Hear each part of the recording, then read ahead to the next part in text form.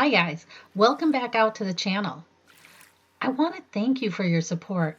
The likes and subscribes this month have been super inspiring, and it makes me want to work harder to give you more content that looks at the world from a different perspective. Now, if you've been watching this channel, you know the backbone of this channel is Chinese medicine, which incorporates Chinese philosophy. In the last few days had me rereading Sun Tzu's Art of War. If this virus could talk, the virus, too, would be a master of the art of war. We're going to do two things today. First, we're going to take an in-depth look at some of the statistics out there. And then second, we're going to look at Chinese herbs being used to confront COVID-19 from three different aspects. First, why the world's using Chinese herbs as part of their defense against COVID-19. Second, when you're feeling sick, when should you start with these herbs? And then third is the highlights of some of the critical herbs being used to confront COVID-19.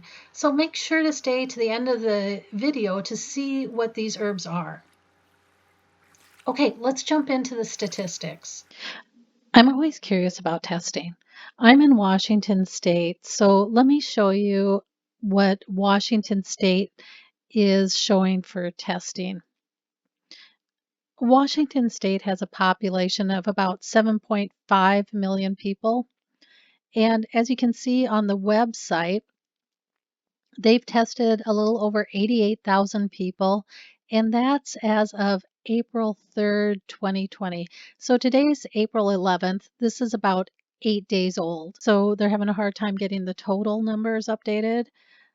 But when I was tracking it, we were testing about 3,500 a day. Today's 8 days later, so that would give us about 28,000 additional tests. And that would change the number of tests to about 1.5% of our total population. And I don't think our numbers are going to be unusual. This is a Johns Hopkins Coronavirus Resource Center, and this is the COVID-19 map. This is a GIS map which shows cases by location. And it's everybody out there probably knows this map. Right now, today is April 11th, and we have in the United States, you can see I have US highlighted, we have a little over 500,000 cases of COVID-19. And we are showing, as of today, 20,000 deaths. Now, this was really interesting because the whole thing, the whole number of death things was really confusing me because we were at 400,000 cases and we were showing 9,000 deaths. And that number had pretty much stayed there until Thursday, I think. And then also on Thursday, it got updated and it went from like 10,000 up to 19,000 or 18,000. So there, all of a sudden, there was this huge jump in reporting. Let's look at the influenza data, and that can be found on the CDC website under seasonal flu and flu activity surveillance. And underneath that, you're going to find this great report, which is called the Flu View. It's a weekly report. And for the week ending Saturday, April 4th, what they found was that laboratory confirmed flu activity continues to decrease sharply and is now low. So, what do they mean by low? They mean pretty low. 2 weeks ago, it was 2.1%, and this week it is 0.8%.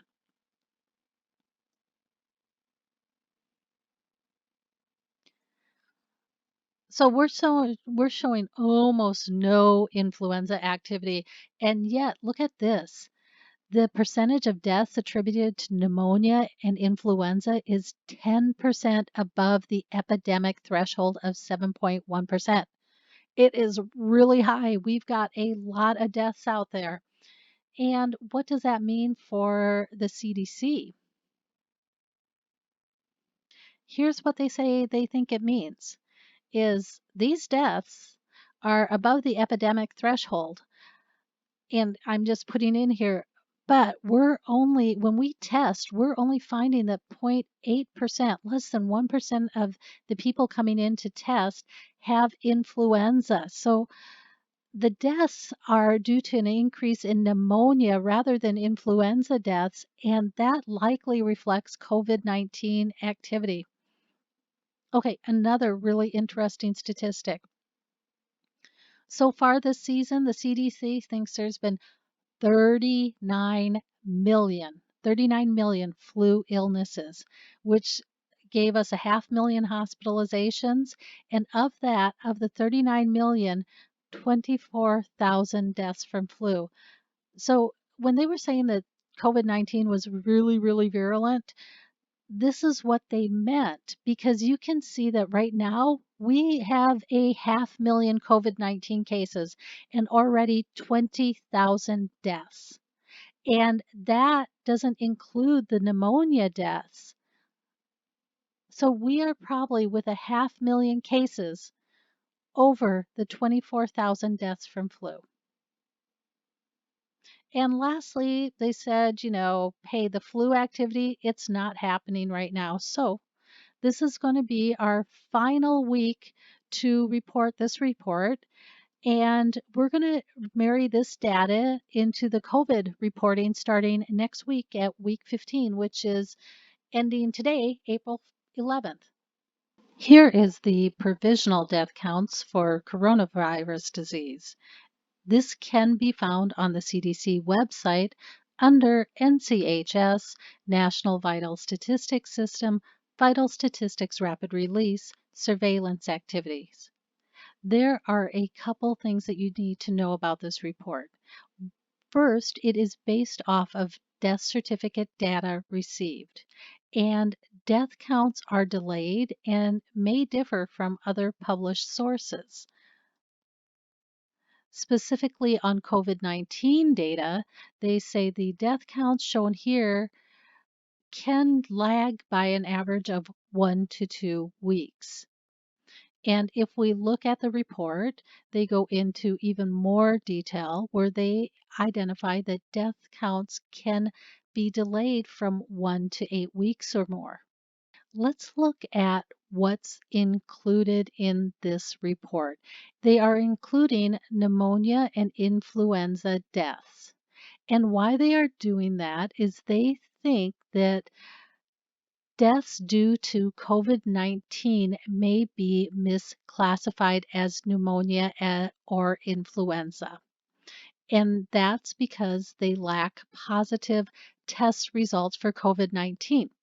And as you've seen with the data from Washington State, there has been testing of 1.5% of the population. And of that 1.5% of the population, approximately 9% of them are coming back positive.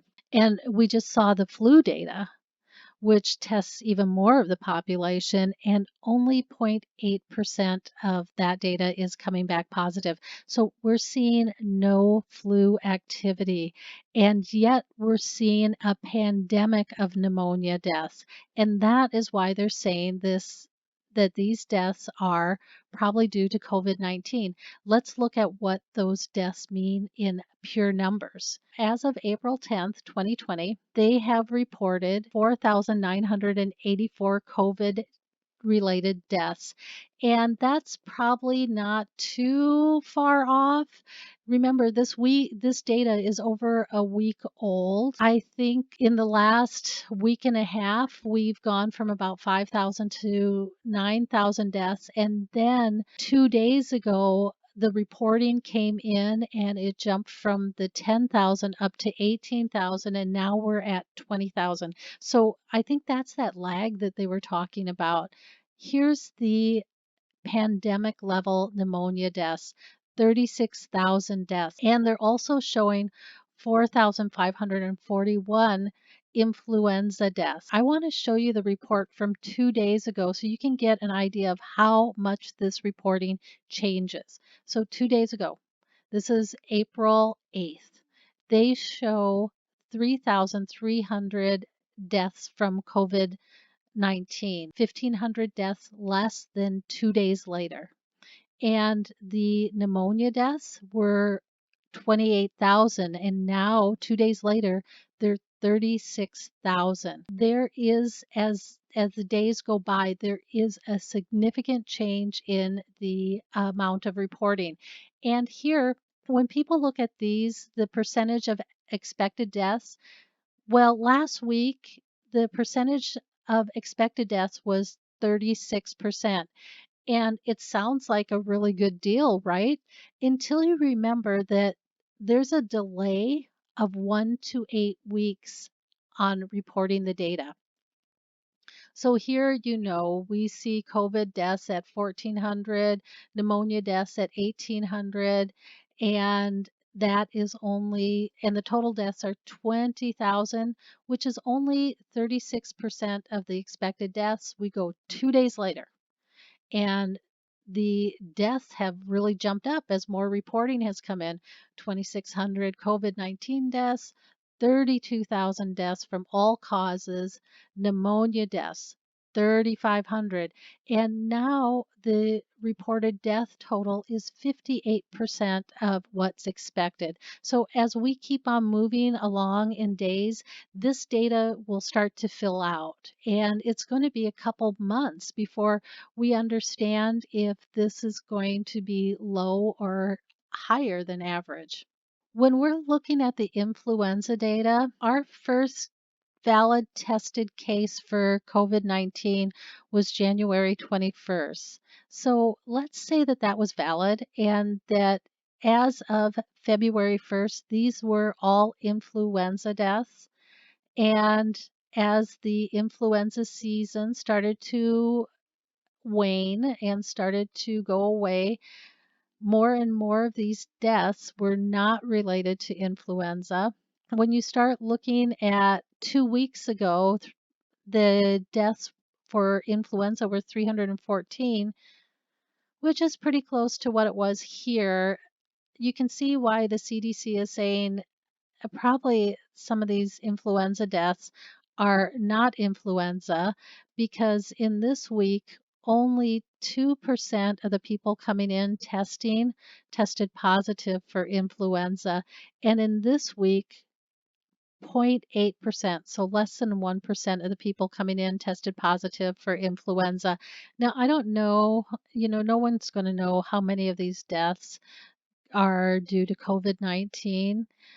Yet it's probably reasonable to assume that maybe half of them are. So that would give us another 18,000 deaths due to COVID-19, and that would take our totals up to almost 40,000 deaths. So again, just going back to how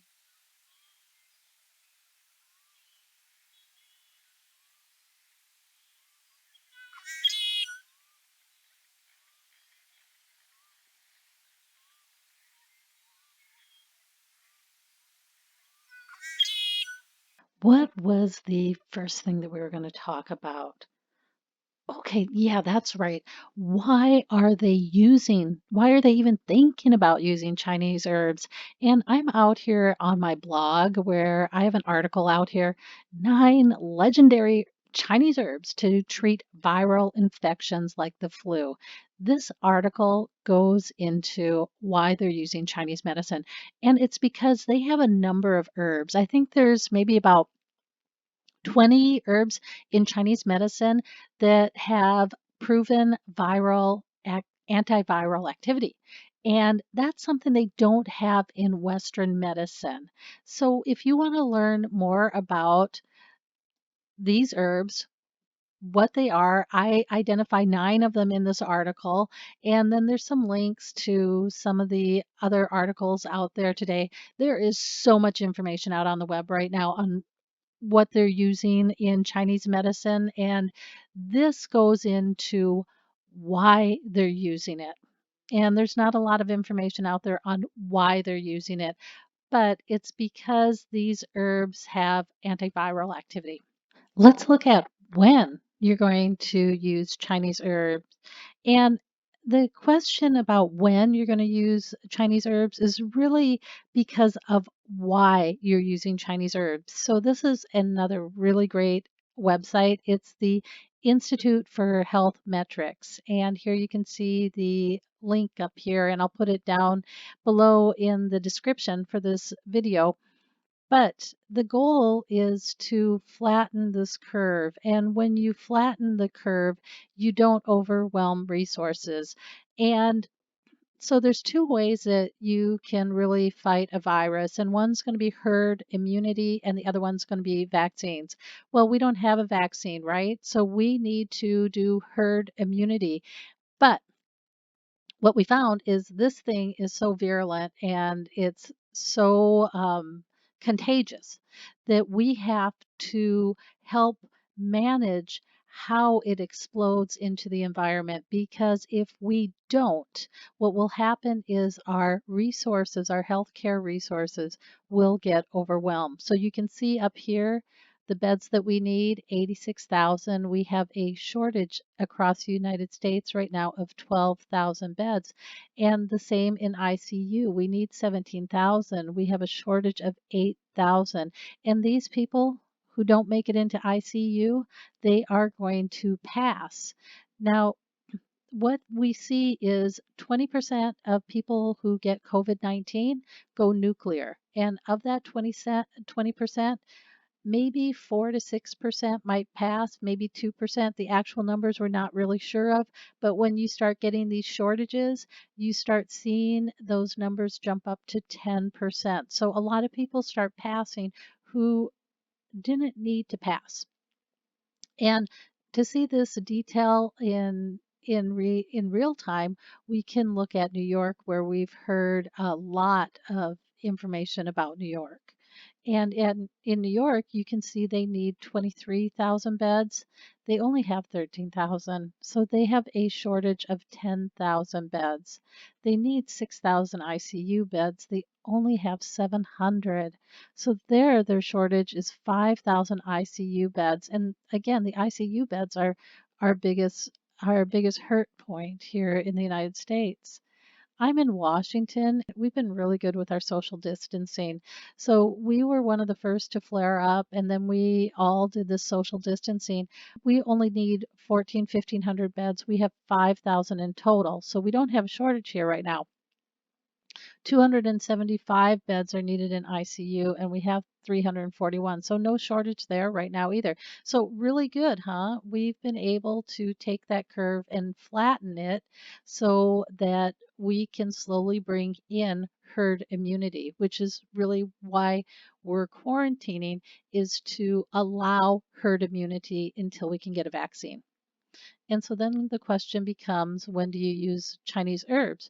Well, there's enough anecdotal research out there to suggest that Chinese herbs are very viable at supportive therapy and keeping you from going nuclear. When you have COVID-19, throw everything at it right away, including Chinese herbs.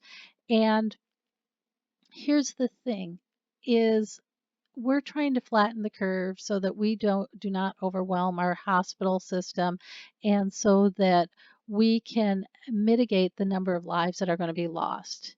So everything that you can do to help mitigate the number of people going into ICU or going into the hospital takes strain off of our currently overwhelmed resources.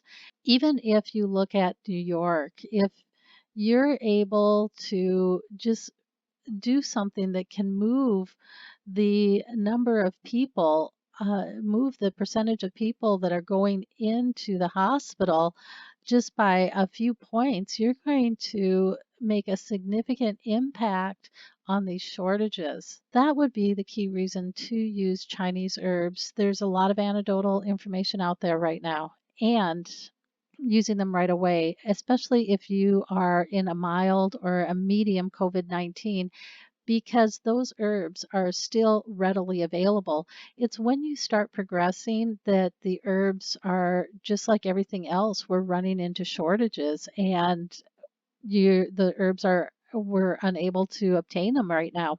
Okay, let's look at the last of this.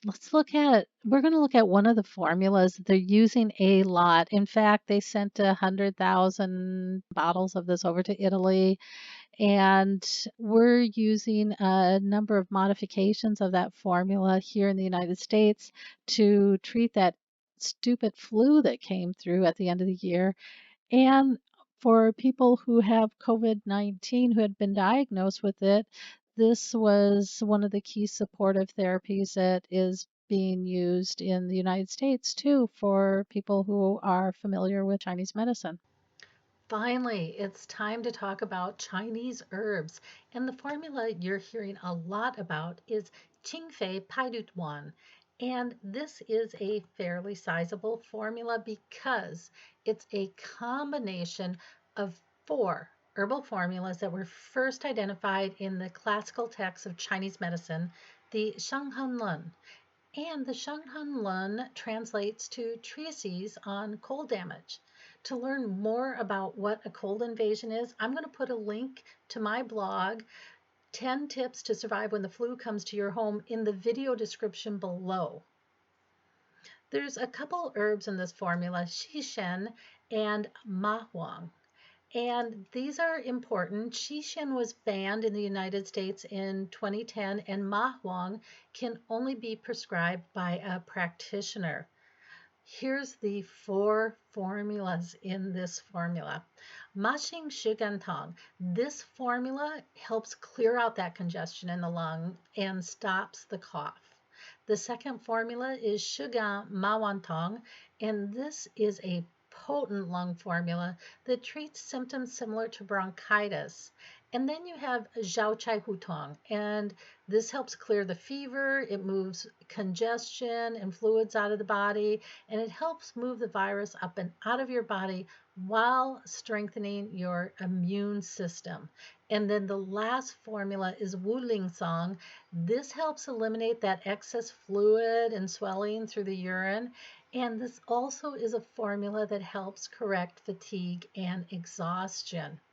So those are the four key formulas. It gives you some idea on what's inside a Qingfei Bai Dutong, and it also gives you a good outline of the herbs that are being used to support COVID-19 in China, in Italy, in the UK, in Germany, and in the United States. So there it is. This was kind of a long episode with a lot of great information. So thank you guys. Stay safe. And until next time, I'll catch you on the other side.